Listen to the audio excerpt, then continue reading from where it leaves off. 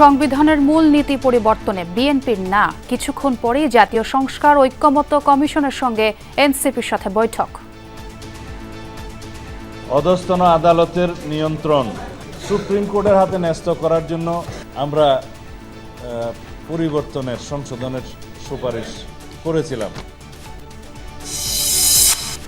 সেনা প্রধানের সঙ্গে গোপনীয় বৈঠকের কথা ফেসবুকে আসা উচিত হয়নি মন্তব্য সার্জিসের। বাহিনীর সঙ্গে শিক্ষার্থীদের দূরত্ব কাম্য নয় বলছেন বিশ্লেষকরা। এই দায়িত্বটা আর্মি নিজের কাঁধে তুলে না নিয়ে বরং এই অন্তর্বর্তীকালীন সরকারের উপরে ছেড়ে দিতে পারত বা রাজনৈতিক দলগুলোর কাছে ছেড়ে দিতে পারত। তারা যদি ঐক্যবদ্ধভাবে কাজ করে তাহলে এটা রাষ্ট্রের জন্য মঙ্গল, তাদের জন্য মঙ্গল। প্রধান উপদেষ্টার সভাপতিত্বে চলছে একনেক সভা। বিগত সরকারের নেওয়া ৬ প্রকল্পের মেয়াদ ও অর্থ বরাদ্দ বাড়ানোর প্রস্তাব। গাজীপুরের কাশিমপুরে শিশুসহ এক দম্পতির মরদেহ উদ্ধার করা হয়েছে। স্ত্রী সন্তানকে হত্যার পর আত্মহত্যা করেছে স্বামী, অনুমান পুলিশের। হাসিনা বিরোধী অসন্তোষ দানা বাঁধার কথা জানলেও হস্তক্ষেপ করেনি ভারত, দাবি জয়শঙ্করের। জানালেন মোদি ইউনুস বৈঠকের অনুরোধ বিবেচনা করা হচ্ছে।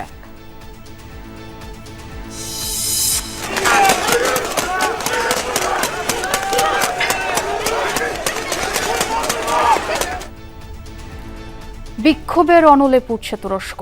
আন্দোলন দমাতে এরদোগান প্রশাসনের সাঁড়াশি অভিযান, ৩ শতাধিক বিক্ষোভকারী আটক।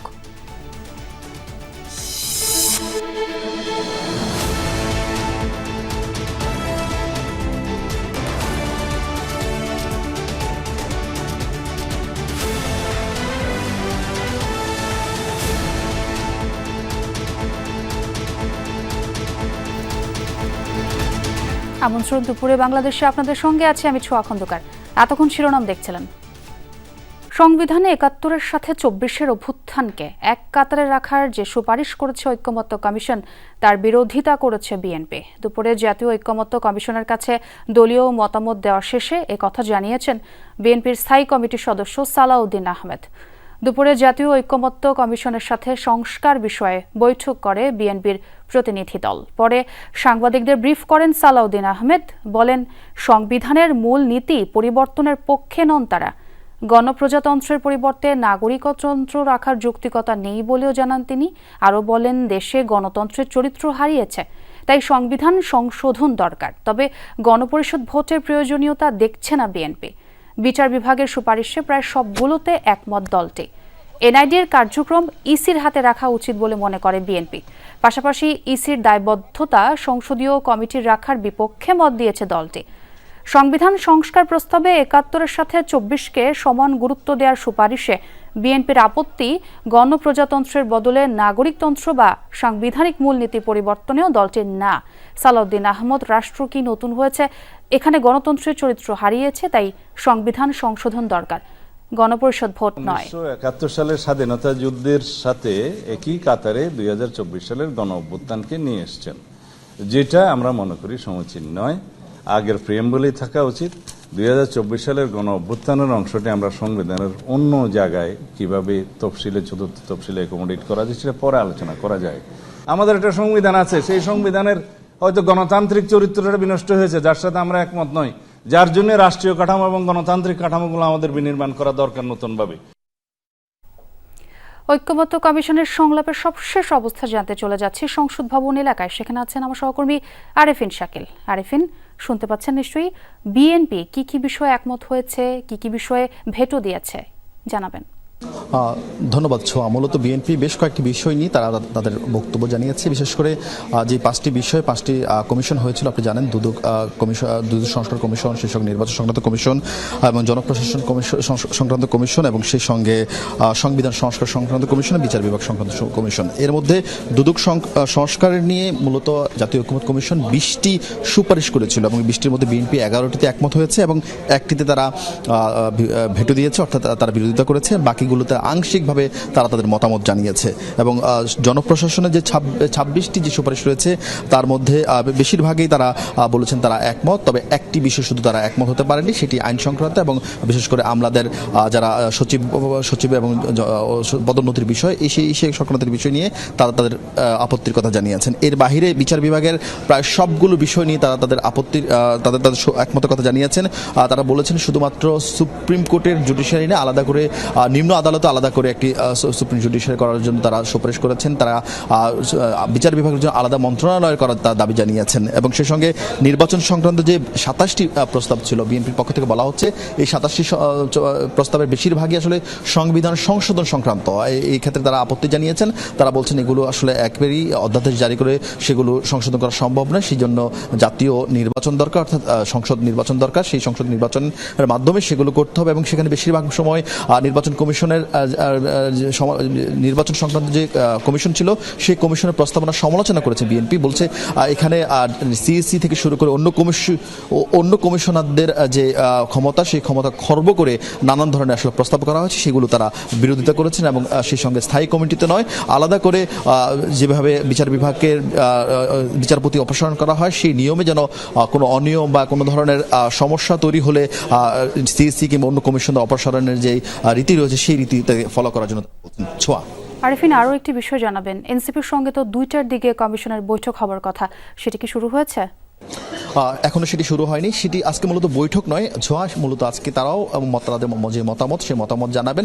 আপনি জানেন যে 166টি সুপারিশ জাতীয় ঐকমত্য কমিশন নির্ধারণ করেছে এবং সেগুলো তারা গত 3 মার্চে তারা প্রায় 38টি রাজনৈতিক দলের কাছে তারা পাঠিয়েছেন এবং সেই রাজনৈতিক দলগুলো তাদের দলীয় ফোরামে আলোচনা করে কোন কোন সুপারিশের সঙ্গে তারা একমত, কোন সুপারিশ তারা বিরোধিতা করছেন, কোনগুলোর সাথে আংশিকভাবে ঐক্যমত কিংবা কোন বিষয় নিয়ে তাদের মতামত রয়েছে, সেই বিষয়গুলো ঠিকঠাক করে মূলত আজকে তারা সেগুলো জমা দিবেন। বিএনপি জমা দিয়েছেন, বিএনপি আজকে বৈঠক করেনি এবং কিছুক্ষণ পর এনসিপি আসবেন এবং এনসিপির নেতারা এসে তারাও জাতীয় ঐকমত্য কমিশনের কাছে সেগুলো জমা দিবেন। আরেকটা নাগাদ বাংলাদেশের কমিউনিস্ট পার্টি সিপিবির পক্ষ থেকেও কিন্তু যে সুপারিশমালা নিয়ে তাদের যে মতামত সেই মতামত তারা জানাবেন। ঈদের পর মূলত এই রাজনৈতিক দলগুলোর সঙ্গে আরেক দফা ওই জাতীয় ঐকমত্য কমিশনের বৈঠক হবে এবং তারা যেসব বিষয় ঐকমত করেছেন সেসব বিষয় থাকবেই, তবে যেসব বিষয় বিরোধিতা করেছে সেসব বিষয় নিয়ে দুপক্ষের মধ্যে আলোচনা হবে। ছোঁয়া। ধন্যবাদ আরিফিন, অবশ্যই সেই খবর আপনার কাছ থেকেই জেনে নেব। ঐকমত্য কমিশনের 166টি সুপারিশের মধ্যে 151তে একমত রাষ্ট্র সংস্কার আন্দোলন, তবে আপত্তি 5টিতে। বাকি 10টি সুপারিশ নিয়ে রয়েছে আংশিক সমর্থন। জাতীয় সংসদের এলইডি হলে জাতীয় ঐকমত্য কমিশনের সাথে বৈঠক শেষে ব্রিফিং করেন রাষ্ট্র সংস্কার আন্দোলনের প্রধান সমন্বয়ক হাসনাত কাইয়ুম। জানান, বৈঠকে তারা সংবিধানে ধর্মনিরপেক্ষতা ভিন্ন নামে রাখার সুপারিশ করেছেন। এছাড়া সংবিধান সংস্কারের বিষয়ে গণভোট করার প্রস্তাব দেওয়া হয়েছে। জাতীয় নির্বাচনের আগেই সংস্কার বাস্তবায়নের দাবি জানিয়ে তিনি বলেন, এ দায়িত্ব যেন নির্বাচিত সরকারের হাতে না যায়। প্রাদেশিক ব্যবস্থার পরিবর্তে পুরাতন 19টি জেলাকে জেলা সরকার করারও সুপারিশ করে দলটি।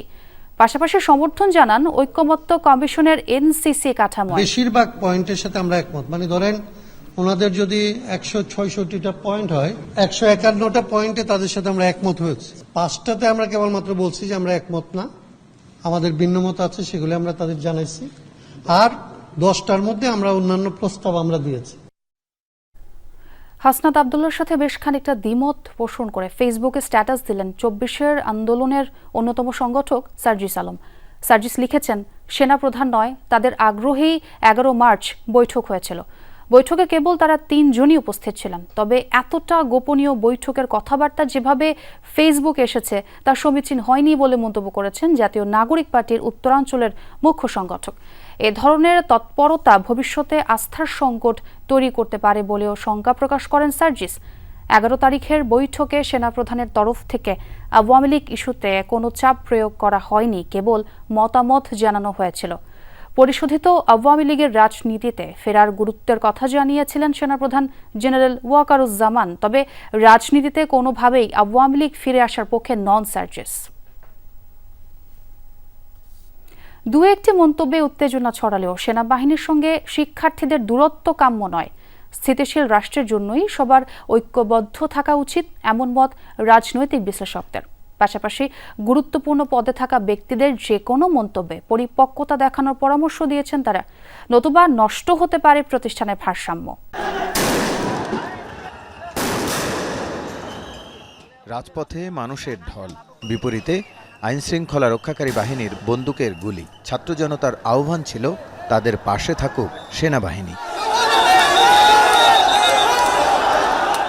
5 আগস্টের অভ্যুত্থানে জনতার সাথে সহাবস্থানে ছিল সেনা সদস্যরা। হাতে হাত মিলিয়ে উল্লাস করতেও দেখা গেছে বিভিন্ন স্থানে। 7 মাস পর গদিচ্যুত আওয়ামী লীগ ঘিরে শুরু হয়েছে সমালোচনা।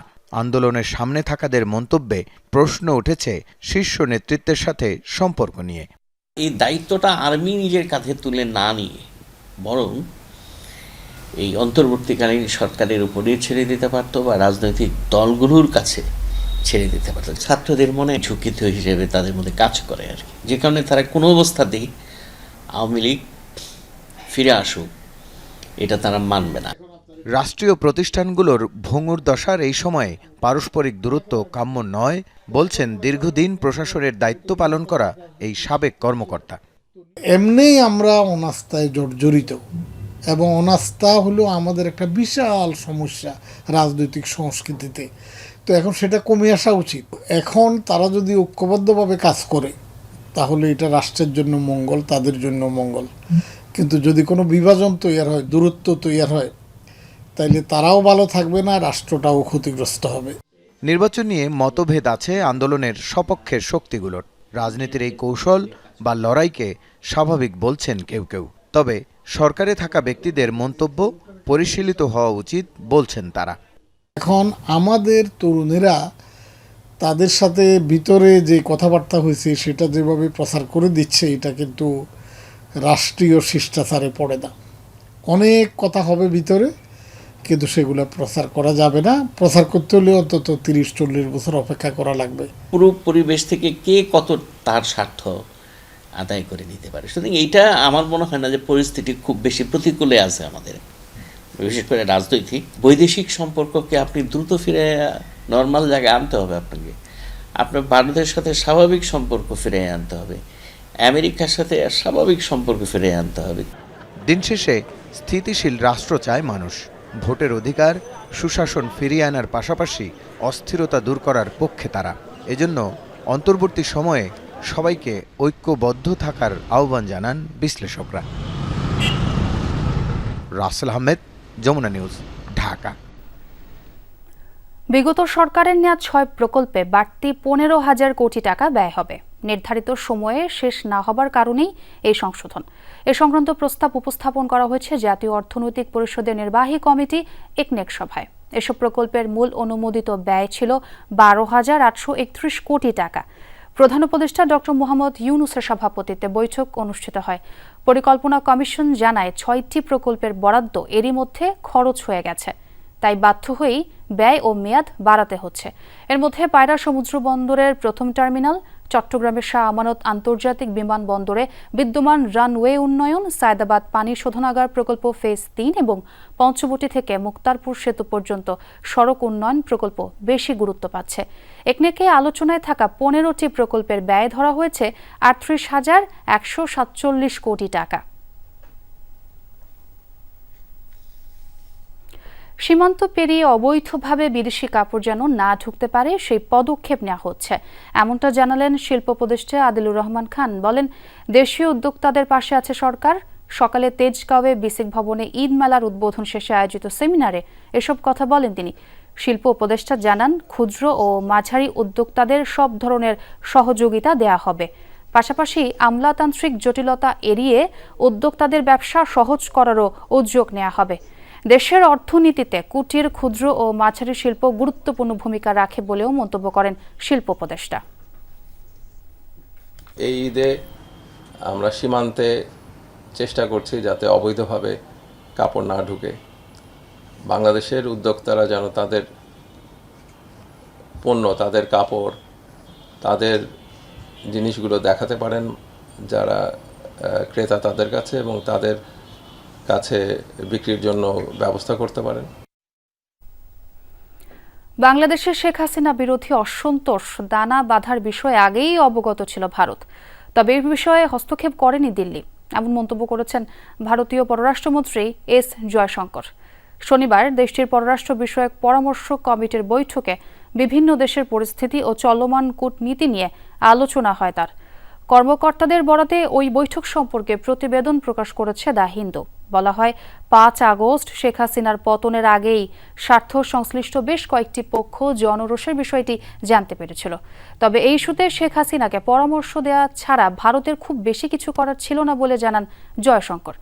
আসন্ন বিমস্টেক সম্মেলনের সাইডলাইনে বাংলাদেশের অন্তর্বর্তী সরকারের প্রধান উপদেষ্টা ডক্টর মোহাম্মদ ইউনূসের সঙ্গে ভারতের প্রধানমন্ত্রী নরেন্দ্র মোদীর বৈঠক আয়োজনে ঢাকার অনুরোধ বিবেচনা করা হচ্ছে বলেও জানান। বাংলাদেশ, মালদ্বীপ, শ্রীলঙ্কা, নেপালের মতো প্রতিবেশী দেশগুলোয় চীনের ক্রমবর্ধমান প্রভাব নিয়েও আলোচনা হয়। তবে ভারত চীনকে শত্রু নয়, প্রতিযোগী ভাবে বলে জানান জয়শঙ্কর।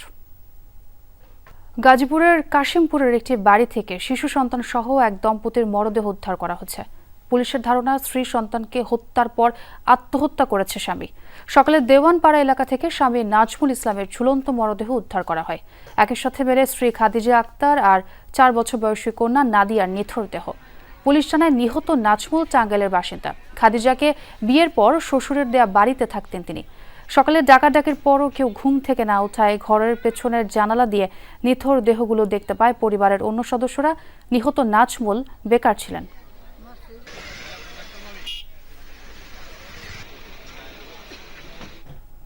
এ বিষয়ে আরও জানাতে গাজীপুর থেকে যুক্ত হচ্ছেন সহকর্মী পলাশ প্রধান। পলাশ, 3 মরদেহ উদ্ধারের বিষয়ে স্বজন ও পুলিশরা কি বলছে এবং পুলিশের পরবর্তী পদক্ষেপ জানাবেন।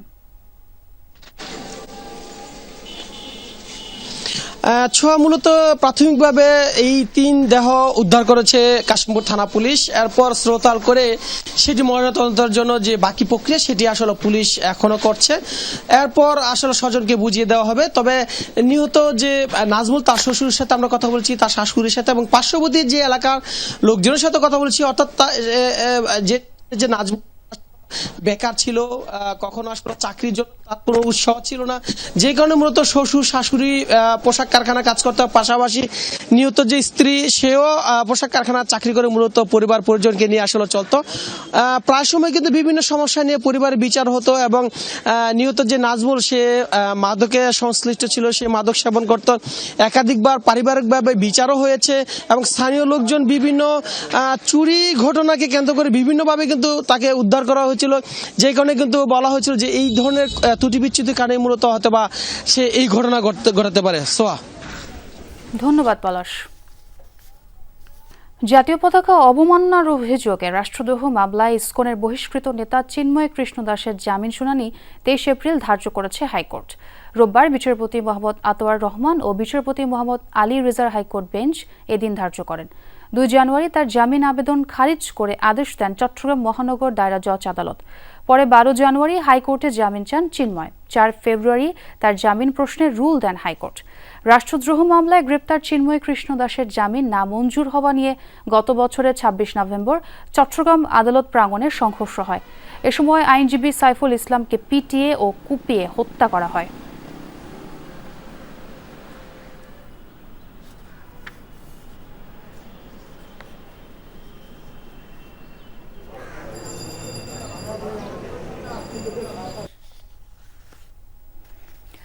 সুন্দরবনের চাঁদপাই রেঞ্জের কলম তেজি ফরেস্ট টহল ফাঁড়ি এলাকার আগুন এখনও পুরোপুরি নিয়ন্ত্রণে আসেনি। ভোর থেকে দ্বিতীয় দিনের মতো আগুন নিয়ন্ত্রণে কাজ শুরু করে বন বিভাগ। যোগ দেয় ফায়ার সার্ভিসের 6টি ইউনিট। বন বিভাগ জানায় প্রায় 95% আগুনই নিয়ন্ত্রণে। তবে কলম তেজির পাশে গুলিয়াখালী এলাকায় এখনও আগুন জ্বলছে। পুড়েছে প্রায় 4 একর বনাঞ্চল। কিভাবে আগুন লেগেছে তা জানতে তদন্ত কমিটি গঠন করা হয়েছে। শনিবার সকালে বনের মধ্যে প্রথমে ধোঁয়া দেখা যায়, তারপরই বিভিন্ন স্থানে বিক্ষিপ্তভাবে দাউ দাউ করে জ্বলে ওঠে আগুন।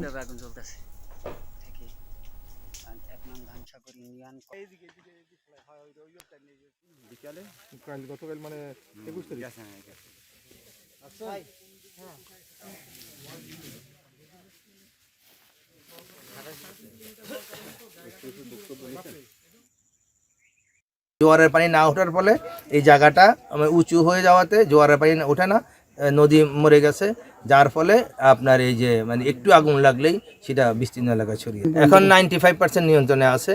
আর মানে আপনার এই আমরা তো কাজ করছি, ফায়ার ব্রিগেড আছে আপনাদের সাথে, আপনারা দেখতেছেন আমাদের সাথে ফায়ার ব্রিগেড আছে, এবং ইনশাল্লাহ আশা করি আজকে দিনের মধ্যে আমরা এটা ক্লোজ করতে পারবো। বকেয়া বেতন দাবিতে গাজীপুরের টঙ্গীতে মহাসড়কে বিক্ষোভ করেছে একটি পোশাক কারখানার শ্রমিকরা। দাবি আদায়ে সকাল 7টায় ঢাকা ময়মনসিংহ মহাসড়কের হোসেন মার্কেট এলাকা অবরোধ করে BHIS কারখানার শ্রমিকরা, এতে বন্ধ হয়ে যায় যানবাহন চলাচল, দেখা দেয় যানজট। আন্দোলনকারীদের দাবি, ফেব্রুয়ারি মাসের বেতন না দিয়েই চলতি মাসের 11 মার্চ কারখানা বন্ধ করে দেয় মালিকপক্ষ। ঘণ্টাখানেক পর পুলিশ ও সেনাবাহিনীর সদস্যরা গিয়ে পরিস্থিতি নিয়ন্ত্রণে আনে।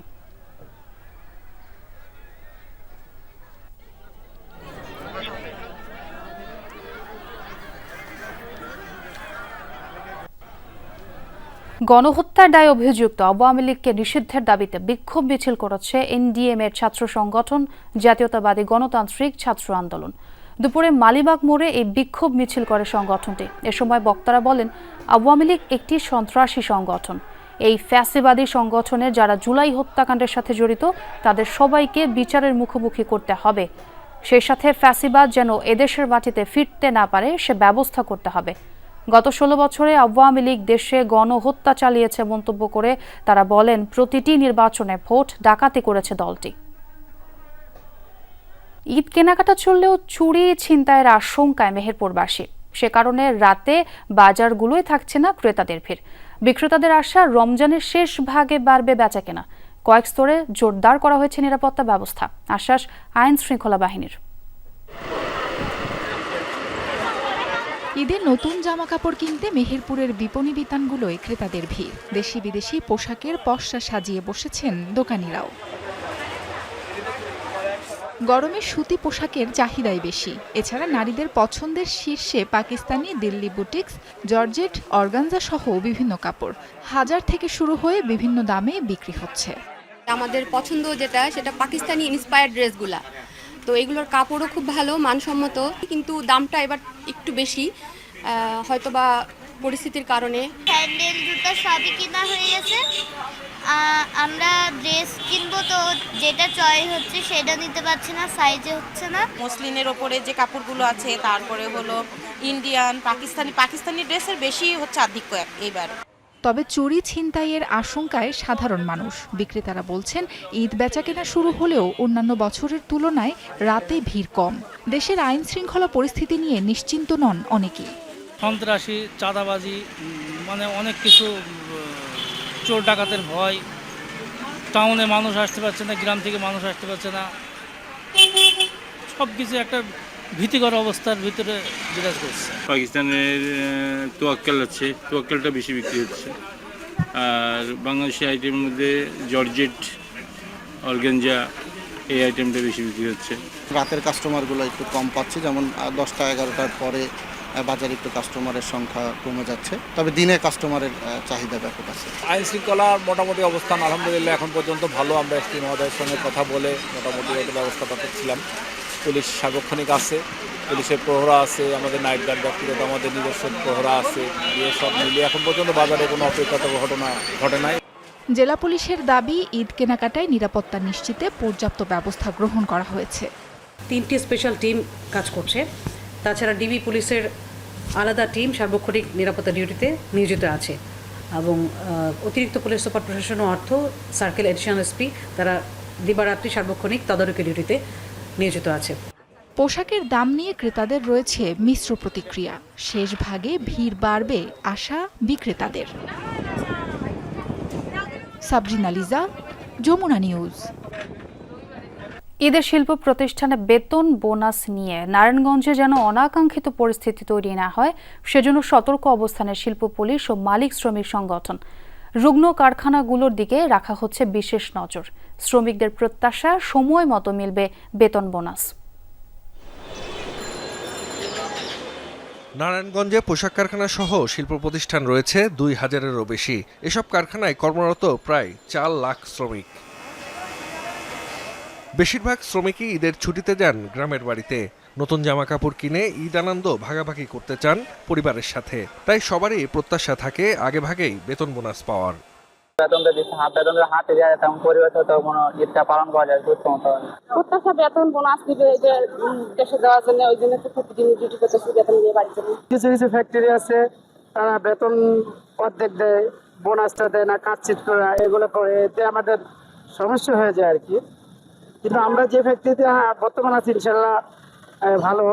ঈদ ঘিরে পোশাক শিল্পে যেন অসন্তোষ তৈরি না হয় সেজন্য মালিক শ্রমিকদের নিয়ে মতবিনিময় সভা করেছে শিল্প পুলিশ। যেসব কারখানায় শ্রমিকদের বেতন বোনাস দেয়া নিয়ে শঙ্কা রয়েছে সেগুলো চিহ্নিত করে দ্রুত ব্যবস্থা নেওয়ার দাবি শ্রমিক নেতাদের। ঈদের 10 দিন আগে যে শুধু বোনাসটা বেতনটা না পায় তাহলে সে কেনাকাটা করবে কিভাবে, বাড়িতে যাওয়ার জন্য টিকিট কিনবে কিভাবে? প্রত্যাশা করব যে এই বিকেএমই, কলকারখানা অধিদপ্তর এবং ডিসি সাহেব, ইন্ডাস্ট্রিয়াল পুলিশ সহকারে যেই সব ফ্যাক্টরিতে এই সংকটগুলি আছে এই সংকটগুলি নিরসন করে তাদের বেতন বোনাসটা যাতে ঠিকমতো দেয়। ব্যবসায়ী নেতারা বলছেন বাংলাদেশ ব্যাংকের কাছে গার্মেন্টস মালিকদের পাওনা ইনসেন্টিভের 7,000 কোটি টাকা বকেয়া ছাড়ের জন্য বিজিএমইএ ও বিকেএমইএ যৌথভাবে চিঠি দিয়েছে। 2 দফায় ছাড় হয়েছে 2,000 কোটি টাকা। রুগ্ন কারখানাগুলোর পাওনা আগে পরিশোধের তাগিদ তাদের। অর্থ মন্ত্রণালয় গত বৃহস্পতিবার পর্যন্ত 2 বারে 1,000, 2,000 কোটি টাকা দিয়েছে, যেটা আসলে আমাদের জন্য অপ্রতুল। কিন্তু আমাদের লোকজন বা আমরা কিন্তু কেউই শ্রমিকের বেতন বোনাস না দেওয়ার জন্য কেউ কিন্তু বসে নাই, সবাই কিন্তু দেওয়ার জন্য বিভিন্ন পন্থায় কাজ করছে বা চেষ্টা করছে। শিল্প পুলিশের গোয়েন্দা রিপোর্ট বলছে 37টি কারখানায় ঈদের আগে বেতন বোনাস পরিশোধ নিয়ে শঙ্কা রয়েছে। ঈদের আগেই যেন তা মেলে সেজন্য সংশ্লিষ্টদের সাথে যোগাযোগ রাখা হচ্ছে বলে জানিয়েছেন শিল্প পুলিশের এই কর্মকর্তা। শ্রমিকের বেতন বোনাস ভাতা সঠিক সময়ে প্রাপ্তি, এটা আমাদের অন্যতম প্রথম এজেন্ডা এবং প্রধান এজেন্ডা, এটা যেন সুনিশ্চিত হয়। এজন্য আমরা দিবারাত্রি আমরা নিবিড়ভাবে কাজ করে যাচ্ছি। জাহিদ হাসান, যমুনা নিউজ। নারায়ণগঞ্জের ফতুল্লায় গ্যাস লিকেজ থেকে বিস্ফোরণে নারীসহ একই পরিবারের 3 জন দগ্ধ। তাদের ভর্তি করা হয়েছে জাতীয় বার্ন ইনস্টিটিউটে। ভোরের তল্লা মসজিদ এলাকার একটি বাসায় হয় এ ঘটনা। ফায়ার সার্ভিস জানায় রান্নার জন্য গৃহিণী রুনা আক্তার দিয়াশলাইয়ের কাঠি জ্বালালে মুহূর্তেই বিস্ফোরণ হয়। আগুনে পুড়ে যায় রুনার শরীরের বিভিন্ন অংশ। আহত হয় স্বামী হারুনুর রশিদ ও মেয়ে মিম আক্তার। খবর পেয়ে তাদের উদ্ধার করে হাসপাতালে নেয় পুলিশ। রুনা আক্তারের অবস্থা আশঙ্কাজনক। প্রাথমিক ধারণা, রান্নাঘরের দরজা জানালা বন্ধ থাকায় গ্যাস লিকেজ হয়ে জমাট বেঁধেছিল। খুলনা থেকে গাজীপুরের আওয়ামী লীগ নেতা নূর আলম অপহরণের অভিযোগে 5 জনকে গ্রেফতার করেছে পুলিশ। উদ্ধারও হয়েছেন ভুক্তভোগী। শনিবার রাতে নগরীর বিভিন্ন স্থানে অভিযান চালিয়ে অভিযুক্তদের গ্রেফতার করা হয়। তারা হলেন খুলনা মহানগর যুবদলের সাবেক সভাপতি মাহবুব হাসান, জাতীয় নাগরিক কমিটির মহানগরের সদস্য ইমন মোল্লা, স্থানীয় সাংবাদিক জিয়াউস সাদাত ও ইমনের 2 সহযোগী জয় ও সাকিব। তাদের মধ্যে জিয়াউস সাদাত অপহৃত ব্যক্তির দূর সম্পর্কের আত্মীয় এবং তিনি অপহরণের মূল পরিকল্পনাকারী বলে জানিয়েছে পুলিশ। ভুক্তভোগী নূর আলম গাজীপুরের শ্রীপুর পৌর আওয়ামী লীগের সাধারণ সম্পাদক। কয়েকদিন আগে খুলনায় ছেলের বাসায় বেড়াতে যান তিনি। গেল শুক্রবার তাকে অপহরণের অভিযোগ ওঠে। বিক্ষোভের আগুনে পুড়ছে তুরস্ক। কোনোভাবেই আন্দোলনকারীদের দমাতে পারছে না রিসেপ তাইয়েপ এরদোগান প্রশাসন। উল্টো পুলিশের সাথে সংঘর্ষে ক্রমেই আরো সহিংস হয়ে উঠছে পরিস্থিতি। চাপে পড়ে ব্যাপক ধরপাকড় চালাচ্ছে সরকার। এর মধ্যে 3 শতাধিক বিক্ষোভকারীকে আটক করেছে পুলিশ। এদিকে উত্তেজনার মধ্যে দুর্নীতি ও সন্ত্রাসবাদের অভিযোগে জিজ্ঞাসাবাদ শেষে শনিবার আদালতে হাজির করা হয় বিরোধী নেতা একরেম ইমামোগলুকে। তুরস্কের ইস্তাম্বুলের সিটি ভবনের সামনের দৃশ্য। হামলা পাল্টা হামলায় যেন রণক্ষেত্র। জলকামান, টিয়ার গ্যাস ছুড়েও ছত্রভঙ্গ করা যায়নি বিক্ষোভকারীদের। না দমে উল্টো পুলিশকে লক্ষ্য করে পটকা ছুঁড়েছে আন্দোলনকারীরা। ইস্তাম্বুলের মেয়র একরেম ইমামোগলুকে গ্রেফতারের জেরে শুরু হওয়া বিক্ষোভ ক্রমেই আরও ভয়াবহ রূপ নিচ্ছে। সিটি হল ছাড়াও শনিবার ব্যাপক সহিংসতা হয়েছে শহরের আদালত প্রাঙ্গণেও। গ্রেফতারের পর এদিন প্রথমবার আদালতে হাজির করা হয় ইমামোগলুকে। কেবল ইস্তাম্বুলই নয়, রাজধানী আঙ্কারা, ইজমির সহ বিভিন্ন প্রদেশে একরেমের মুক্তির দাবিতে চলছে সহিংস আন্দোলন। বিক্ষোভ দমাতে রীতিমতো হিমশিম খাচ্ছে তুর্কি সরকার। সহিংসতা বন্ধ ও শান্তিপূর্ণ আন্দোলনের আহ্বান জানিয়েছে মেয়রের দল সিএসপি। ইস্তাম্বুলে ইতিহাস তৈরি হচ্ছে। গভর্নরের প্রতি আহ্বান জানাবো, আপনি এর বিরুদ্ধে অবস্থান নেবেন না। তরুণদের জন্য, ইস্তাম্বুলের জন্য, একরেম ইমামোগলু ও আটক হওয়া ৩ শতাধিক বন্ধুর জন্য ঐক্যবদ্ধ হতে হবে। ন্যায্য দাবির আন্দোলনের জন্য ভুল পথ বেছে নিতে পারি না। আপনাদের বলছি, পুলিশের দিকে পটকা ছুঁড়বেন না।